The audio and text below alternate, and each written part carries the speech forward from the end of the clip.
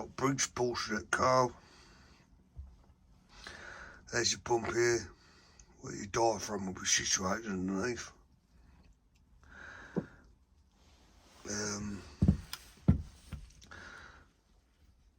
Fuel mixture screw, usually about 1.5 turns backed out. Idle speed screw here where my index finger is. The shorter pickup tube from the tank will be the pickup to your fuel mixture screw here. The longer pickup tube here will be the pickup to the pump where your diaphragm's situated behind, and there'll be a spring and a little cup under there. That's your throttle linkage here. There's your choke. So let's get into servicing this. Right, so just remove the cover from the pump, like so. And I would expect this to be quite rigid, yeah.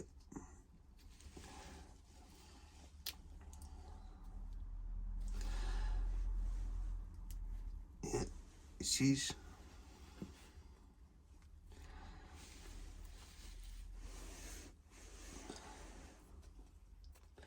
So what you'll have on this little diaphragm, it is quite firm, is you've got a couple of check valves here. These flaps act as check valves, and what they do is make sure that the fuel will go in the correct direction. So these little flaps here, the fuel will run or get pulsated in the correct direction. So effectively they're check valves. 1, 2, these little flaps. So yeah, that is fairly rigid. So, and then we've got this little, let's have a look, I'm not sure how you can see this, so I'm getting it out of the little flat end. We've got a spring, but on top of that, we have a little cup here, which sits that way, so the recess side will go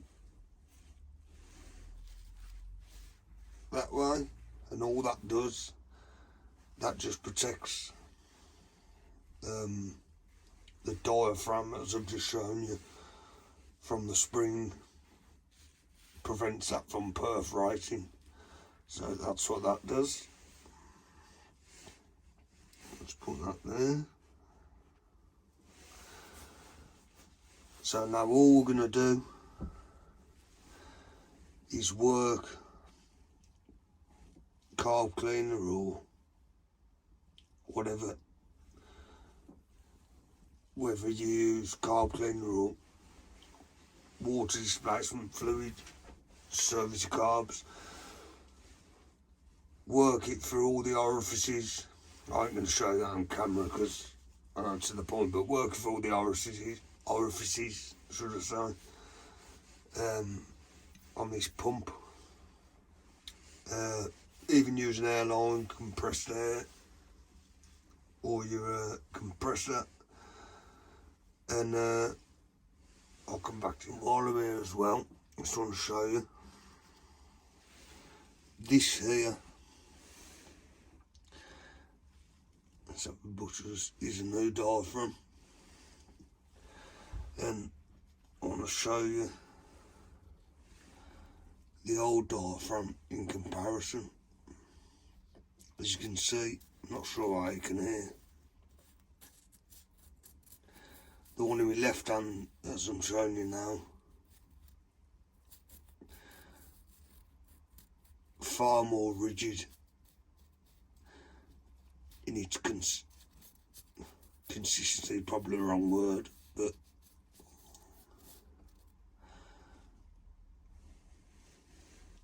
as I bring the new diaphragm in, you can see the difference, which is very interesting.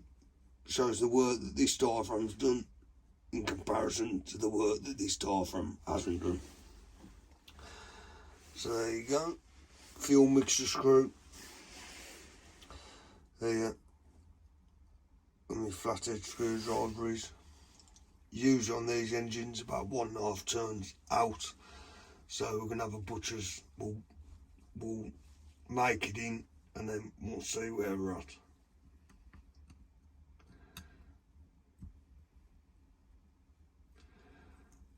Half, 1, 1.5. So there it was, 1.5 fuel mix screw, set as it should be. So now we'll back it out and we'll get that ready to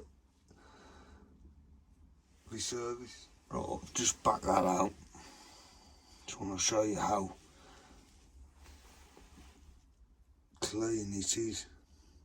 Fuel mixer screw from a machine of this age, absolutely fantastic. Probably a merit to look at it, what, 1970s, possibly 80s, I'm not sure, but brilliant, superb. So next thing we want to do is your main jet is situated just in here where your fuel mixture screw was sitting. It's 1/2 inch, but as I don't work in Imperial, you will get it with a 13mm spanner. So lock on like so, crack it off, and situated in here is your main jet for your carb. There's a little rubber O-ring in there, so it's got to sit there, and as you can see now,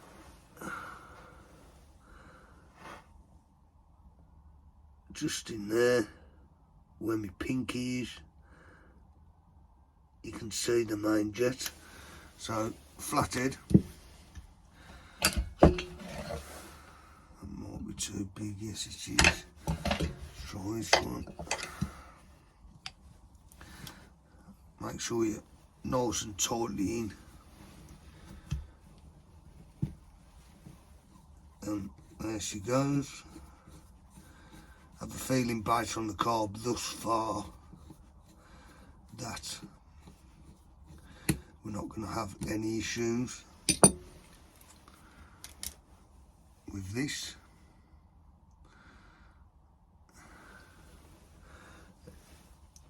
No, you're not going to have seas beyond the main jet, but I'll just show you the main jet itself. As you can see, we have light, so there's absolutely no issues with that. There's no need to get the, I've got my files to hand, but there is absolutely no need to be filing that out. I will put a bit of carb cleaner through it, but again,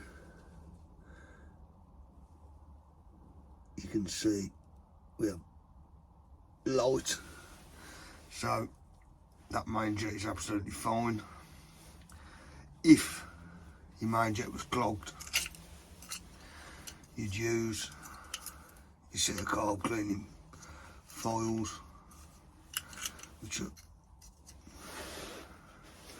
haven't been open for a while, as you can tell, but you know, all you do is find the necessary file and work it through the main jet. Been a carb cleaner, but there's no need to do that on this, which is good. Right, with the gasket removed, before I come back to it, I just want to show you, this will be the underside of the carb, where the old gasket fit. Now I've got a new gasket along with diaphragm here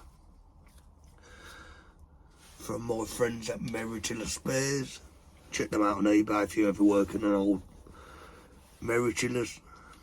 Very useful, very reasonable in price, certainly on the older machinery, the Briggs. So we're going to get this Scotch Brite, and all we're going to do is work it over as best we can prior to fitting the new gasket. But I just wanted to show you how it was initially after removing the gasket. Right, just cleaned her up. We've worked the Scotch Brite over the intake. It's nice and smooth, quite pleased with that. Also worked carb cleaner for all the orifices, and I've run the airline through it in our check valves here that I mentioned on the pump with the diaphragm,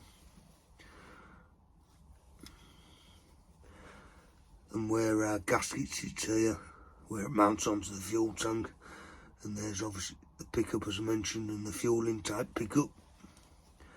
Work the airline and carb cleaner through. Our main jet sitting under there. Obviously be mindful, as I mentioned, there's a rubber O-ring there, not to, because it can warp your rubber O-rings if you put carb cleaner through it. So let's start the rebuild. On the diaphragm, got our spring, which sits there on the diaphragm. Then our little cup,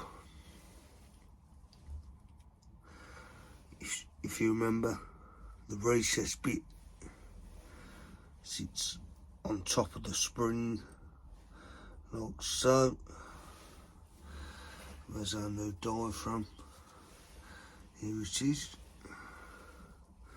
No diaphragm. There's a little tab here where this protruding part, where are we? There, sits over, like so. It is as simple as that. Then our check valves are nicely in point. Now, a little bit of blue roll on this. Got a bit of residue sitting on there, on our cover.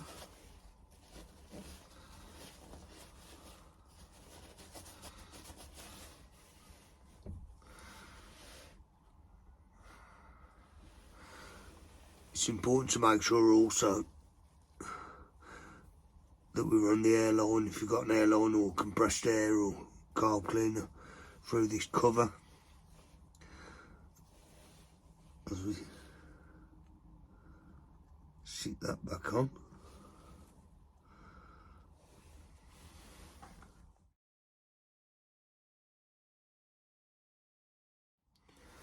Fuel mixture screw.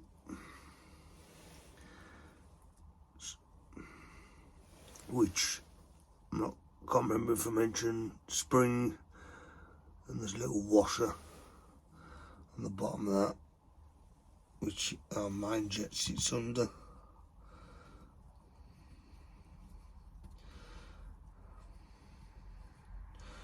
make that all the way in. I don't think it's at first. I think I said it was 1.5 turns, if I remember right. So as we make that all the way in,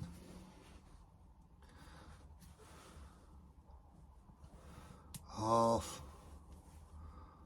1.5. I will double check that because I'm pretty sure when I watch it back, because this is the day after now, it was 3 turns, but I know as a spec on these Pulsa-jets, it's 1.5. So I've left it at 1.5, but I will double check and watch the previous footage back. Its choke's alright. So other than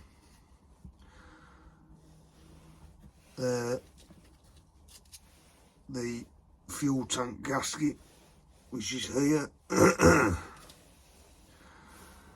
which will go on to, I will flip you around, give me a sec, which will make onto this tank, which you will remember in the previous video that I did a product review on the vapor rust. This tank's had a hit of primer,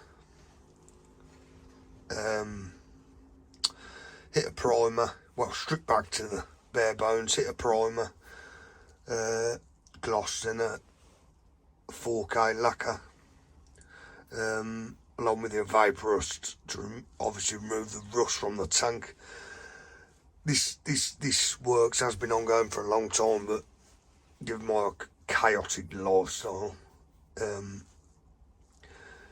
it's been slow going, but we're at this point now. So that carb here, it's got to be mounted on to there, and then in the coming weeks, months, I'm planning on having this engine up and running.